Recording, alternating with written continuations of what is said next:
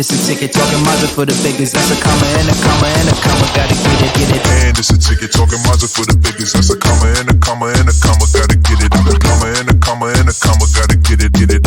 Comma and a comma. Gotta get it. And it's a ticket talking Mazda for the biggest. That's a comma and a comma and a comma. Gotta get it. I'm a comma and a comma and a comma. Gotta get it. Comma and a comma. All right, and we are live. All right, we're going to get this party started in just 1 second. I'm going to go ahead and just make sure that everyone can publicly see me on Facebook. If you are watching the replay, because this is going to be shared to both Instagram and Facebook, let me know if you're, go ahead and type in #replay so we can see how many people are actually viewing. If you're jumping on live and you're really excited for this interview today, let me know where you're tuning in from. Let me know, are you from my world? Are you from Madison's world? Let us know. Yep, everybody can see us. All right, cool. I'm actually going to be bringing on Madison Tinder onto the stage for both Instagram and Facebook in just a moment. But first of all, let's do our grand intro. So yes, the Raise Your Authority Leadership Summit is officially live. We're taking tickets are on sale right now. You can go to raiseyourauthority.com. For those of you guys who are brand new to my world, I am the authority coach. I am Chrissy Ferreira. I'm your go-to for all things authority, marketing, and sales. I'm really, really excited to bring Madison Tinder to the stage. We started bringing on some of the panelists throughout the week because, first of all, I wanted you guys to get a taste of what it's like, the vibe, what these women are bringing to the table.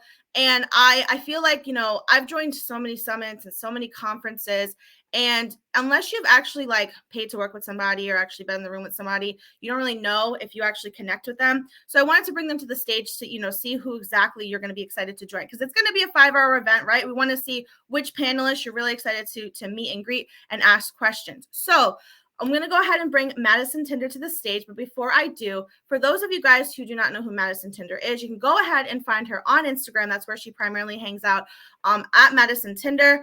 And Madison Tinder is the owner of Madison Tinder LLC, also the owner of Soulful Scrunchies and Soulful Select Retreats. I was introduced to Madison, I think about maybe 2 years ago. There was another coach that I followed online, and they did a combination type of group program or mastermind. And I started following Madison back then, and I really connected to the strategic way that she taught business. And I could tell that she was a very humble person. She started off with a background very similar to mine in social media. So I instantly felt a connection to her, and I've been following her throughout the years. I'm a big fan of her Soulful Scrunchies, a little bit obsessed, and even sent a couple of my clients some of her boxes during Christmas. So I'm really, really excited to bring her to the stage. So let's go ahead. I'm going to go ahead and bring Madison here on Instagram. So let's make sure she's up on here on Instagram. And then I'm going to go ahead and bring her up here on Facebook. Hello, Madison. Let me just see. Hi. Is it letting you on Instagram yet? Hold on. Yeah, I think it did. There we go. Ooh, I think you can hear. Can I turn down my volume on Instagram? Yeah. Okay, cool. That's what I'm doing then. Yay. I'm excited. All right, cool. Do you hear an echo? Is there an echo for you? A little bit. Yeah. So I'm going to turn my volume down. It won't let me turn my volume down all the way, though, on Instagram. So yeah. I don't hear an echo on my end. Do you still hear the echo? No. Do you hear an echo on my end? Nope. Okay, because I'm on Instagram. It doesn't let me turn my volume down all the way, just minimal. So all right. Well, we'll work with it. That's okay. So for those of you guys who are joining us, we are dual living, right? So we wanted to make sure that we could get both audiences. I'm super active on Facebook. Madison's super active on Instagram. So I'm like, all right, we got to figure this stuff out today, right? So, but for those of you guys who are watching the replay, again, go ahead and say replay. If you're watching us live, let us know where you're tuning in from. Are you from Madison's world? Is this the first time you're meeting Madison Tinder? Is this the first time you're seeing my face? Who is Chrissy Ferrer? Who is the authority coach? Today you're going to find out. So without taking up all of your guys' time, this is going to be a short, super sweet live where you get to taste a little bit about what it's going to be like at the Raise Your Authority Summit. Someone commented on Instagram, the echo's bad. We may not be able to do Instagram live. All right, so we're going to go ahead and end it on Instagram. Sorry, guys. You can go ahead and follow me at the Chrissy Ferrer on Facebook. If you guys want to join us over there, we will see you on Facebook in just a second. Okay. It's probably because we both have our phones close to the computer and the live is going on and they can hear our desktop live, I think that Instagram needs to get with the program and let different streaming services like collaborate with them. I don't understand. Facebook owns Instagram, but all right, but that's okay. So for those of you guys who are tuning in, if you're watching the replay, we're gonna go ahead and share this over to Instagram anyways, so you guys can see, and I'll tag Madison so all of you guys can enjoy this awesome interview. So I'm actually gonna hand the mic over to you for a moment, Madison. Would you mind introducing yourself? Tell us what you do, who you serve, what you're all about. Yeah, so hello everyone. My name is Madison. I am a marketing and business mentor for multi-passionates. I serve a lot of women-owned businesses and entrepreneurs, from coaches to consultants to product-based to brick and mortar. I serve a lot of people and a lot of different stages of business, and I really help women diversify their income streams, expand their business, grow their personal brand, really embody being multi-passionate, increase their brand presence, build their revenue more. So I'm not niche down. I do a lot. I help with a lot of things. I have a lot of skill sets that I started to embody and help women with. And I also own Soulful Scrunchies. So it's my e-commerce shop or online. We do like local events and things like that. And I also am a retreat host.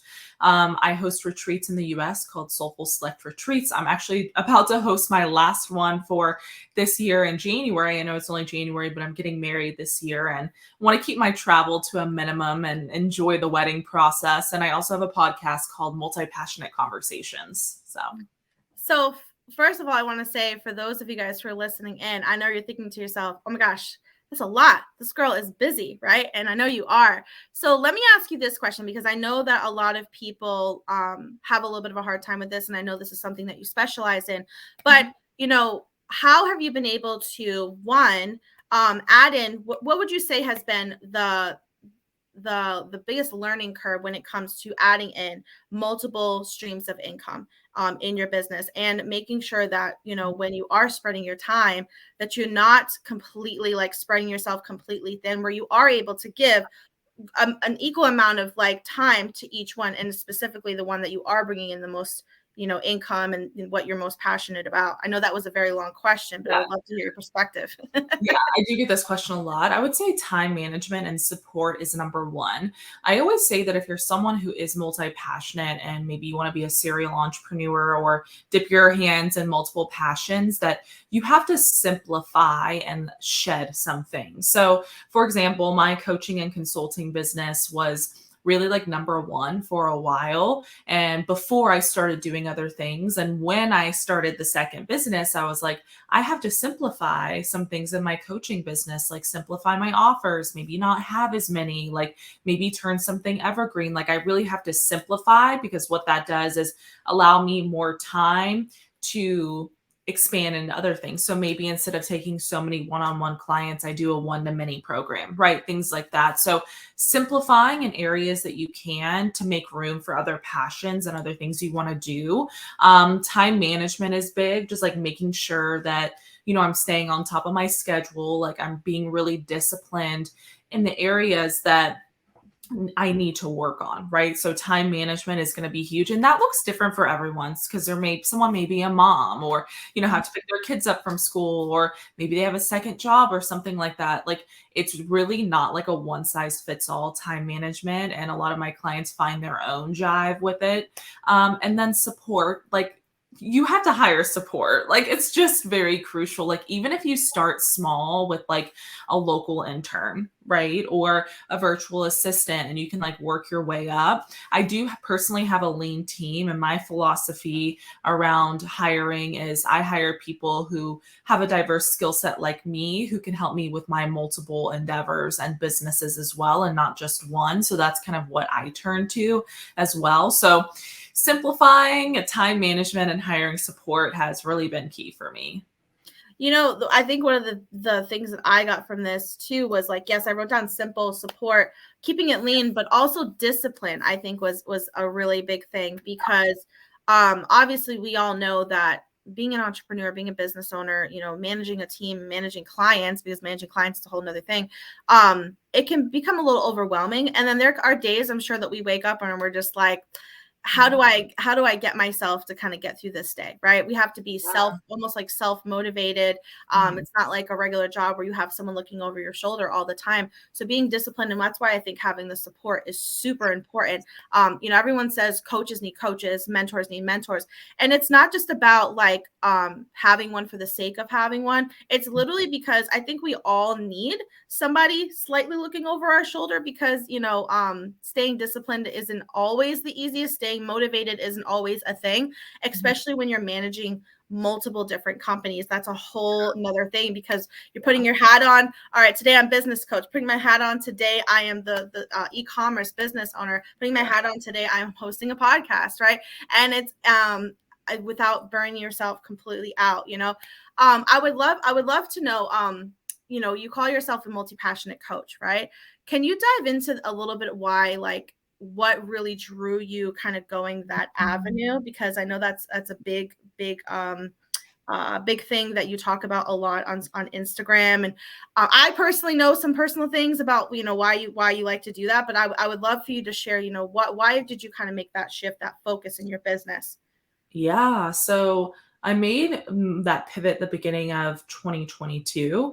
For a while, I coached a lot on like launch strategy, sales, building a business. And for me, like, I just felt like I was creating on the same topic all the time. Like, I don't know, like I was just creating content. I was creating offers on like the same thing all the time. And like, I woke up one morning and I was like, I literally cannot do this in 5 years. Like, there's nothing else for me to like say. I'm like repeating myself. I almost felt like I was like put in a box. And my mentor at the time was like, well, you own a business, you host retreats, like you are multi-passionate, but are you actually embodying it? Like, are you creating from that space? And for me, there was a disconnect from like what I was creating and what like I actually wanted to create. And I think for me, it was fear around like, what would that actually look like, me like coaching on being multi-passionate, growing a brand, like being known for multiple things. And I just took the first step and I was like, today I'm going to start embodying being multi-passionate. And that step led to me retiring some programs, completely shifting my message, shifting my content, just putting emphasis really on my personal brand, which allowed me to infuse so much. Like, I was able to infuse my second business and other things like time management, life, being a multiple business owner, hosting retreats. Like, I feel like I could infuse all of that. So that's kind of what that pivot happened. And most of that pivot happened like all of last year, but it kind of led me to really, be known for, someone who can help you really grow a personal brand, to help you sell multiple things. I mean, we see it all the time on TikTok, but to have influence, to have impact, to sell multiple things, to not have a niche, you are your niche, and to also infuse like being multi-passionate. There's like so many women out there who are multi-passionate and like who've learned to just stick to one thing. And, you get to a certain point in your business where you're not happy with that. So my job is to kind of fill in that gap of like how to go from I feel stuck in a box to let me out of the box. How can I let my ideas fly? So that's kind of where I come in. Yeah, it makes me think about, I think that sometimes we get to a point in our business where like you could be doing really well, right? You could be making a lot of money. You could be viewed as like an expert in your field, but if you're not happy, or if you don't fulfilled anymore, I feel like it can go the opposite way. And this is where you see a lot of people like disappear for a few months, or people that just want to crash and burn their business and completely pivot like out of nowhere. And I think that even for myself, I used to run a marketing agency, Done For You, and I launched it in 2020. And it got to the point where, yes, we were booked out. Yes, we were busy, but I was working so many hours and I wasn't super passionate about the type of businesses I was working with. And it was scary. The biggest thing is sometimes it can be scary to take a pivot, especially when we don't know what's on the other side, because everything is the unknown. And is my audience going to like this? Are they still going to follow me? Are they going to unfollow me? Am I going to make as much money? Am I going to be able to support myself? If this is a mistake, if I go, is there any way going back? And that's what I respect about the way that you have shown it online, is you do share your journey. And I think that's a big thing that's important, is including, as a leader, including your your followers and your network with you? What do you feel like has kind of helped you in that navigation as far as like your previous and your current community? Yeah. Are you talking more about like how I involved my audience in the pivot? Yeah.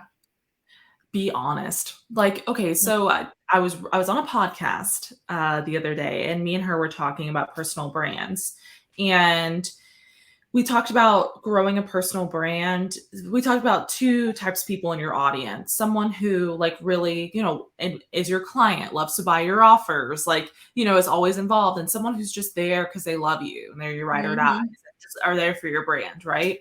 And we were like, a lot of people, if they pivot, is their audience ready for the pivot? Because a lot of Mhm. people will pivot and ghost for months and then come back brand new and have to regrow the audience and do the Yeah. visibility and call in new people. That's hard. That's a lot, right? Hard. So what I did is I just took my audience along every single day. I was like, here's what I'm working on. Here's behind the scenes. Can you help me? What do you guys think of this? Told them about my pivot, brought them along the process. And guess what? I lost people, right? But I gained even more people. I was able to really nurture more of a community. People were able to share what I was doing, and I was able to really grow more of a loyal community instead of just ghosting them Yep. and then coming out with something new, pivoting to something new, having to regrow the audience. No, I just did that along the process, right? So I think a lot of people miss the mark when they pivot. And if you want to step away, do what you need to do, right? Yeah. I'm not saying like don't, but I'm saying like it's community, right? And it's taking them along the process and being honest with them and really documenting. And I thought that really, really helped me.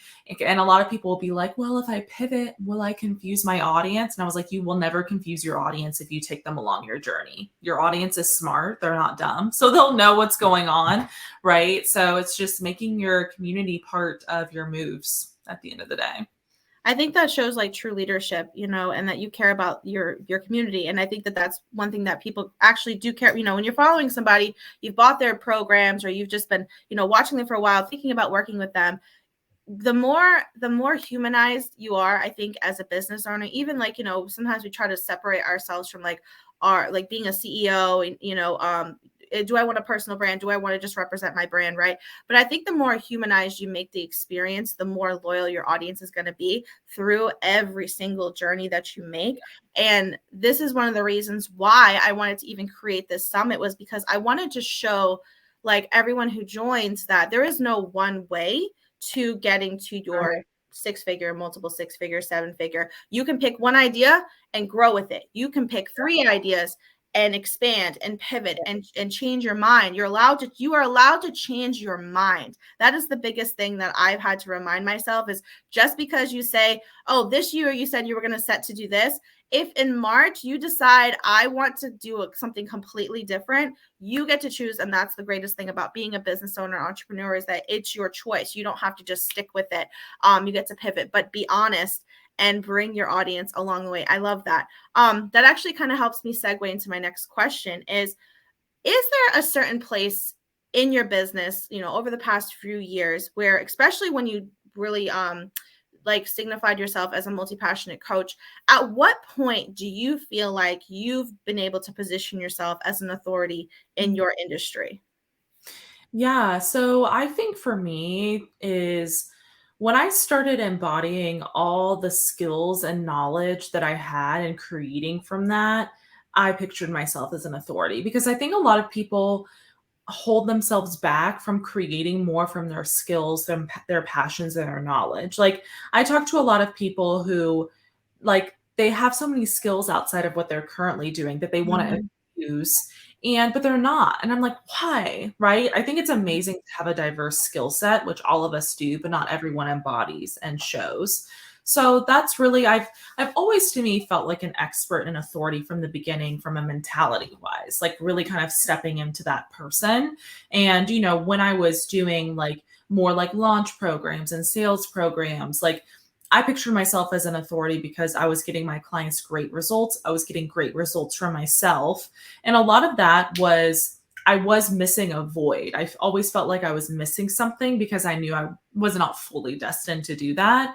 So, Mhm. but I still pictured myself as an expert and authority. But really, when I started embodying my skills and really using all of my skills and passions and creating offers and growing the personal brand, like I truly feel like an authority in my field because I know I like walk the walk and talk the talk. And, I'm able to really take everything I've learned and create from that and continuously grow my skill set. So that's what I kind of picture. I feel like I've always pictured myself as an authority and an expert, but it's gotten more amazing from a confidence level the more I've really um, hit my true calling and my true passion and got way more crystal clear on my vision. So I love it when people own it. That's the thing. Some people when I say the word authority, right? And even when I started this whole raise your authority thing about a year and a half ago, I felt like some people think authority it's very masculine, right? And I don't think it is at all. I don't think it is at all. I don't think it's this masculine thing, and people can think that if they want to, but I feel like it's powerful when you're able to own it. When you say, I am an authority in this industry, you're owning leadership, you're owning the fact that like what you do, no one else does it like you. And yeah, I think that's amazing to be able to like verbally say it and own it, because the more you know it, the more confidently you're going to be able to show up and help others bring out their authority in their industry, especially and I love the way you've been able to position yourself as an authority in not just one industry. You've been able to do it in multiple industries, which I think is very unique. And I haven't seen a ton of people doing it in that way, where it's like when you think of because like a lot of people, when you think of them, you think of like one thing, right? Everybody, even though they do other things, everyone kind of has their go-to thing, right? Mhm. And so when I think of you, I don't just think of the business coaching. I think of the scrunchies. I think of the retreats. I think of the podcast, right? And so that's an amazing thing to be able to create, because when you say someone's name, when someone says your name, like you obviously want to leave a memorable mark, because there's so many of us online, and we definitely got to own what we're really great at and own what we love, because if you don't own it and you're not able to verbalize that, it's going to be harder for people to remember it themselves. Agreed. Yeah, I love that you said that because like I never had the goal of being known for one thing. I used to be known as like the, wait list queen. Like I always did wait lists with my launches and stuff like that. I was like, no, that is not my identity, right? Mhm.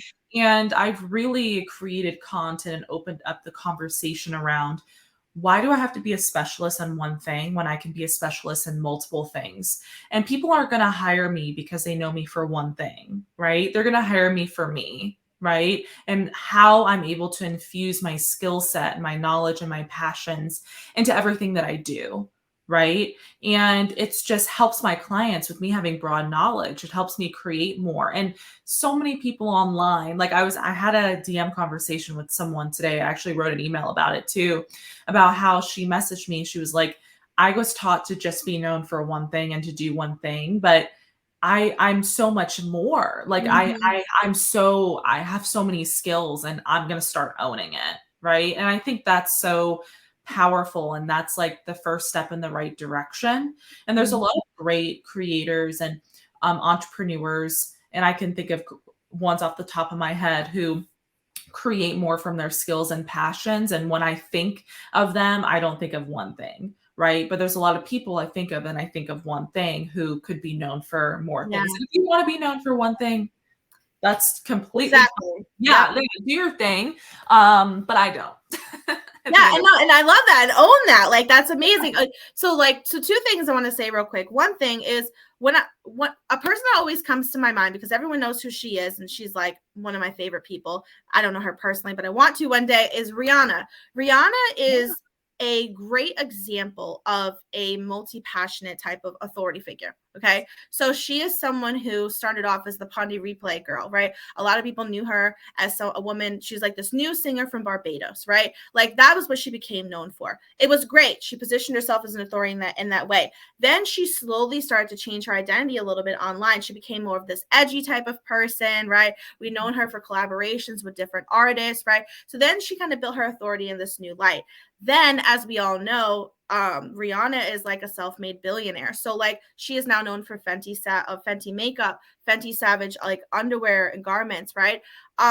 And she's known for like this Fenty event that she does every year. She has like really positioned herself as an authority in so many different ways, right? That when you think of Rihanna, I personally no longer think of her as like just a singer, right? Like, and even if she did stay as the girl from Barbados and that was her thing all this way, that would be fine, right? However, she's been able to reshift her identity online and her authority online so many different ways that I respect the hell out of it because it's become super iconic, right? The way she's been able to do it. And that's kind of when I think of the things that you're doing, that was kind of what kind of came to mind. So I wanted to share that with you. And so to give people like a person that we all know that we can kind of like relate to. And then also, the other thing that I was going to say is, a question for the audience as you're watching this and as you're thinking about joining this summit is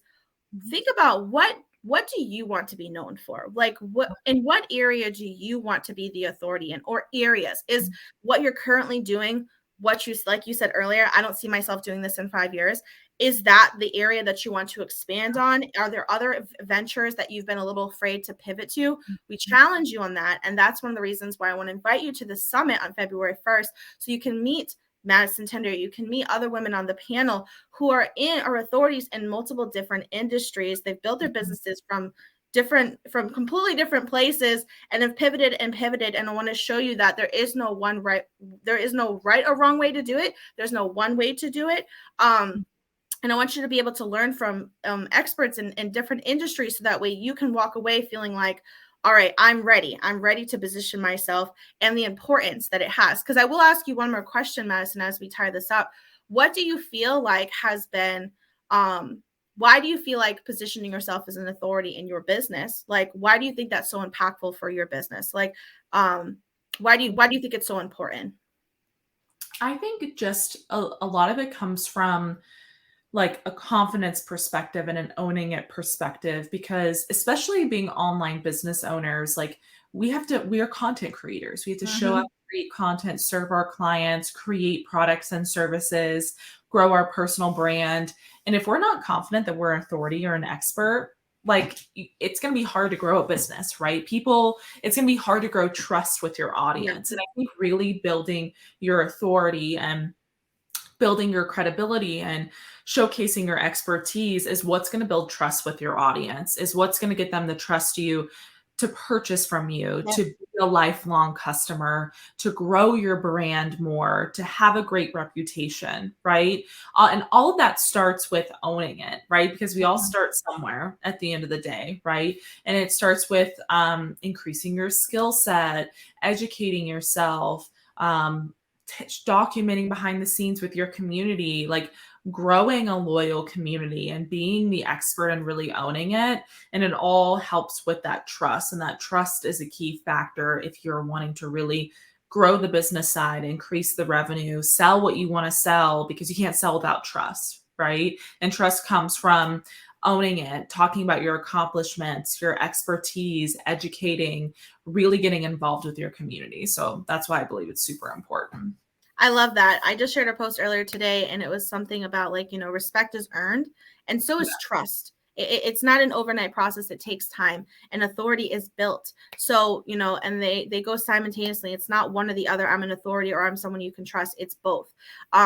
So thank you, Madison. I really appreciate you jumping on with me today. If you guys loved this interview, go ahead and comment below. Let us know any feedback, any big takeaways that you got from today. If you want to see more interviews like this and hear and learn more about Madison Tinder, go ahead and register for the Raise Your Authority Summit. It's going to be live on February 1st. Super, super excited to have you there. All right, guys, I'm going to go ahead and jump off. Until next time, bye. Bye.